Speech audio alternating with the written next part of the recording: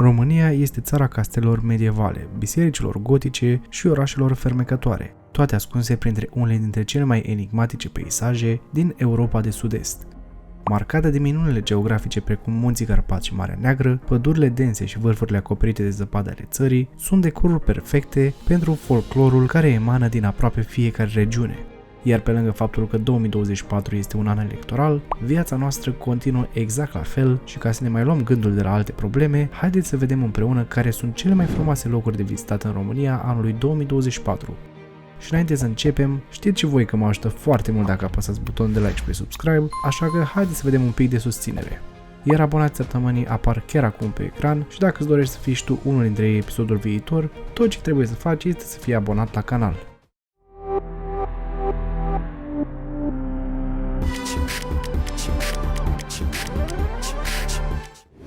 Aruncăm cu săgeata pe hartă și ne ducem direct la Sighișoara. Acest mic oraș medieval din Transilvania se remarcă prin centrul său istoric protejat de UNESCO și de străduțele fermecătoare flancate de case colorate. Cu toate acestea, fii atent! Este și locul de naștere a lui Vlad Țepeș și este considerat unul dintre cele mai bântuite orașe din lume. Astfel, în mijlocul frumuseții sale arhitecturale și istorice, există și un aer misterios și înfricoșător, care îi conferă un farmec unic și îl plasează într-un loc special pe harta experiențelor de călătorie. Anul acesta vă recomand cu încredere să ajungeți neapărat la Lacul Roșu. Situat în Carpații Orientali, Lacul Roșu nu are exact o culoare roșiatică, dar vei fi prea ocupat admirând priveliștile uimitoare ale munților și arborilor perenei, reflectându-se în ape pentru a spăsa de semantica culorii. Poate că denumirea nu corespunde în totalitate, dar peisajul oferă o paletă vibrantă de frumusețe naturală, care îți va captiva cu siguranță simțurile. Desigur, dacă drumurile tale te poartă în județul Brașov, ai putea face o vizită la Castelul Bran, care nu te lasă să te plictisești niciodată. Aflat în Munții Carpați din România, la granița dintre Transilvania și țara românească, acest monument național este cunoscut sub numele de Castelul lui Dracula, datorită asemănării sale cu fortăreața descrisă în romanul lui Bram Stoker. Această bijuterie arhitecturală nu numai că încântă ochiul, dar și aduce în minte misterile și legende ale trecutului, atrăgându-i pe turiști să descopere mai multe despre istoria și mitologia locului. Pentru cei care încă speră că îl vor găsi pe Dracula acolo, eu nu vă opresc să-l căutați, dar vă dau un pont. E doar o legendă. Având în vedere că vremea se încălzește, înseamnă că se deschide și cel mai frumos drum din România, Transfăgărășanul. Cu buclele sale extrem de lungi în formă de S, care se strecoară prin Carpații meridionali, nu e de mirare că Transfăgărășanul este considerat una dintre cele mai palpitante șosele din lume. Oferind o combinație unică între peisaje spectaculoase și trasee sinuoase, acest drum atrage atenția aventurierilor și iubitorilor de călătorii, oferindu-le o experiență memorabilă și senzații puternice de explorare. Poate că ai mai fost pe acolo și în trecut, dar ce zici, îi dai o șansă și în 2024? Dar dacă totuși nu vrei să urci pe Transfăgărășan, să știi că frumusețea nu se găsește doar la suprafață, așa cum demonstrează Salina Turda, un parc tematic unic care se găsește în una dintre cele mai vechi mine de sare din lume. Vizitatorii coboară aproximativ 200 de metri sub suprafața pământului pentru a descoperi o pistă de bowling, un lac cu bărci cu pedale, un teren de minigolf și chiar o roată panoramică. Aceasta poate fi o variantă foarte bună de a te relaxa, ba chiar o experiență extrem de inedită anul acesta. Apropo, dacă tot vrei să faci un pic de mișcare și timpul nu îți permite să faci dormeții prin natură, ei bine, prietenii noștri de la SX vă oferă 10% reducere la abonamente dacă folosiți codul Stația Dezorientării 10. Pentru cei care vor totuși să vadă și câteva din urmele istoriei în țara noastră, le recomand cu încredere o plimbare până la Sarmisegetuza Regia. Acest sit arheologic este versiunea românească a Stonehenge-ului, fiind rămășițele capitalei vechii Dacii, din primele secole înainte de Hristos și înaintea erei noastre. Orașul a fost construit sub conducerea regelui Decebal, apoi a fost cucerit de romani la începutul secolului al II-lea înaintea erei noastre, desigur împreună cu restul regatului dac. Fascinant este că acest loc oferă o fereastră în trecutul îndepărtat al României, dezvăluind aspecte importante ale culturii și istoriei sale antice. Sunt sigur că ai mai auzit despre acest loc, dar dacă până acum nu ai ajuns, acum este momentul, pentru că anul acesta se împlinesc 20 de ani de la inaugurarea lui. Vorbim despre Decebal. Ok, nu veți merge chiar la el, ci la statuia din munte a regelui Decebal. Pe malul românesc al Dunării se ridică o impresionantă reprezentare sculptată în piatră a feței sale, înaltă de 55 de metri. Deși ai putea crede că este un fragment dintr-o poveste antică cu zei și sâne, această sculptură a fost realizată între anii 1994 și 2004, demonstrând măestria și dedicarea artiștilor moderni în aducerea la viața trecutului într-un mod cu totul și cu totul remarcabil. Am o recomandare și pentru iubitorii de artă. Să nu credeți că v-am uitat, mai exact Palatul Culturii din Târgu Mureș. Construit între 1911 și 1913, la cererea primarului orașului Târgu Mureș de atunci, Gheorghe Bernadi, Palatul Culturii impresionează prin arhitectura sa Art Nouveau, busturi de bronz ale compozitorilor și vitralele sale. De-a lungul timpului, clădirea a îndeplinit diverse scopuri, de la găzduirea bibliotecii județene la adăpostirea unei școli de arte frumoase. O cumoară culturală, această bijuterie arhitectonică continuă să-și inspire și să surprindă vizitatorii cu frumusețea și istoria sa bogată. Apropo, că tot v-am spus de Transfăgărășan, dacă tot ajungeți pe acolo, cum ar fi să nu faceți o vizită și la Bâlelac? Nu se poate așa ceva. Acest lac glaciar, situat la 2034 de metri altitudine în Munții Făgăraș, din centrul României, este renumit pentru cele două cabane deschise tot timpul anului și accesibilitatea sa, desigur, prin drumul Transfăgărășan. Cu peisajele spectaculoase și aerul proaspăt de munte, acest lac oferă o oază de liniște și aventură pentru cei care îl vizitează. Ce spui, ți-ai planificat vreun drum pe acolo anul acesta? Da, chiar, spuneți-mi în comentarii voi ce călătorii v-ați planificat anul acesta. Chiar aș vrea să văd pe unde vă poartă pașii. Și încă un apropo, dacă tot plecați în călătorii și o să vă faceți multe poze pe care să vi le postați pe internet, eu zic să vă protejați telefoanele cu cele mai bune accesorii de pe piață de la Mobilfox, iar în acest sens aveți și o reducere de 20% la toate produsele de pe site-ul lor dacă le cumpărați folosind codul Stația Dezorientării sau de pe linkul în descriere. Cu plăcere! Tot la înălțime se află și următorul loc din acest episod, ce cu siguranță nu trebuie ratat. Masivul Ceahlău, înalt de 1907 metri, este unul dintre cei mai cunoscuți munți din România, oferind priveliști frumoase ale Carpaților Orientali și o concentrare incredibilă de specii de animale și plante.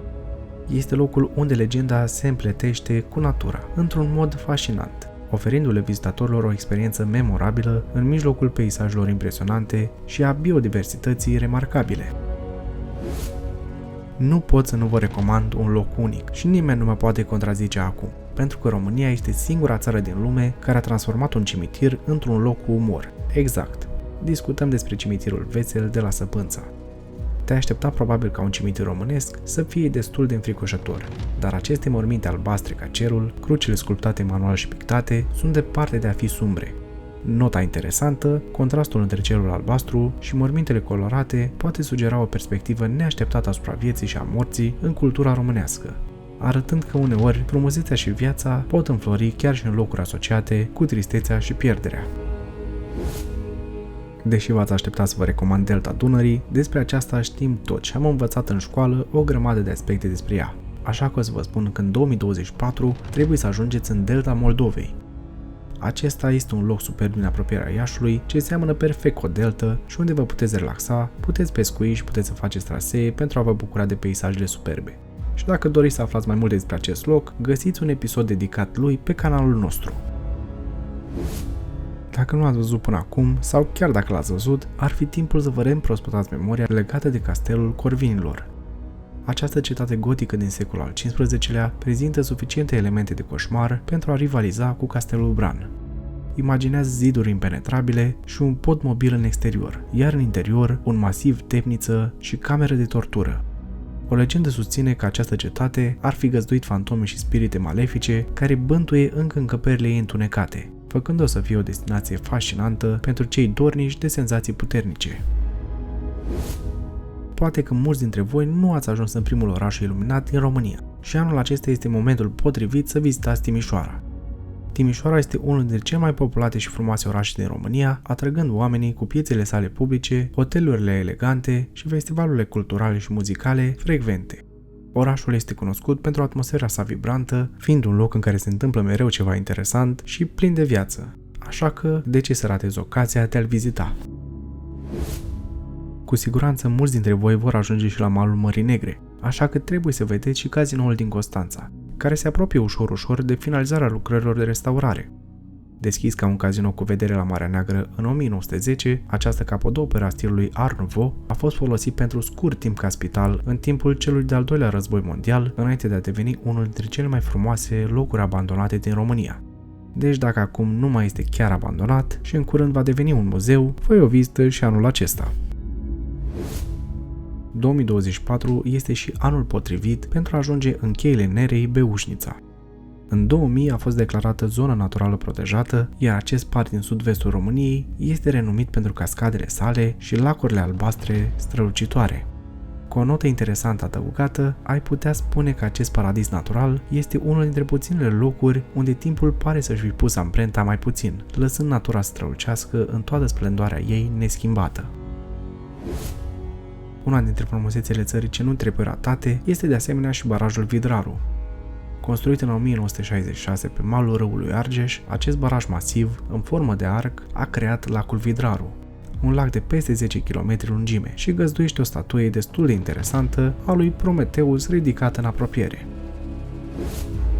Știu că despre acest loc ai mai auzit și cu siguranță îl vezi foarte des la televizor, dar cum ar fi să știi că Palatul Parlamentului poate fi vizitat? Cu mai mult de 300 de camere decorate într-un mod ornamental, Palatul Parlamentului este a doua cea mai mare clădire administrativă din lume după Pentagon.